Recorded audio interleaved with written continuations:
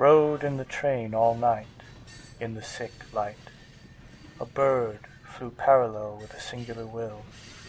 In daydreams, moods, and attitudes, the other passengers slumped, dozed, slept, read, waiting, and waiting for a place to be displaced on the exact track of safety or the rack of accident.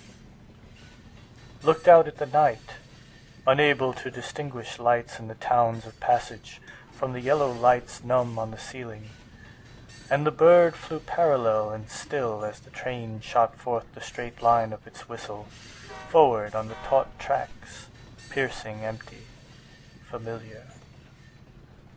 The bored center of this vision and condition looked and looked down through the slick pages of the magazine, seeking the seen and the unseen, and his gaze fell down the well of the great darkness under the slick glitter, and he was only one among 8 million riders and readers.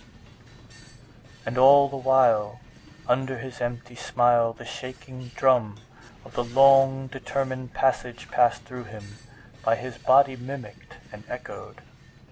And then the train, like a suddenly storming rain, began to rush and thresh, the silent or passive night pressing and impressing the patient's foreheads with a tightening-like image of the rushing engine preceded by a shaft of light piercing the dark, changing and transforming the silence into a violence of foam, sound, smoke, succession. A bored child went to get a cup of water and crushed the cup because the water too was boring and merely boredom's struggle. The child, returning, looked over the shoulder of a man reading until he annoyed the shoulder. A fat woman yawned and felt the liquid drops drip down the fleece of many dinners.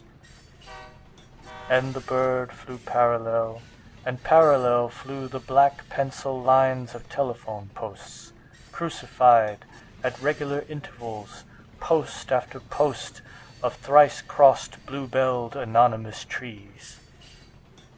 And then the bird cried as if to all of us, "Oh, your life, your lonely life, what have you ever done with it, and done with the great gift of consciousness? What will you ever do with your life before death's knife provides the answer ultimate and appropriate?"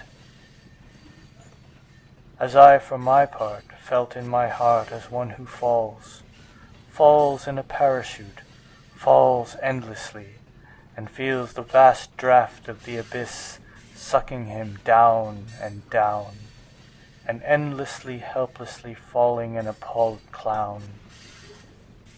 This is the way that night passes by. This is the overnight endless trip to the famous unfathomable abyss.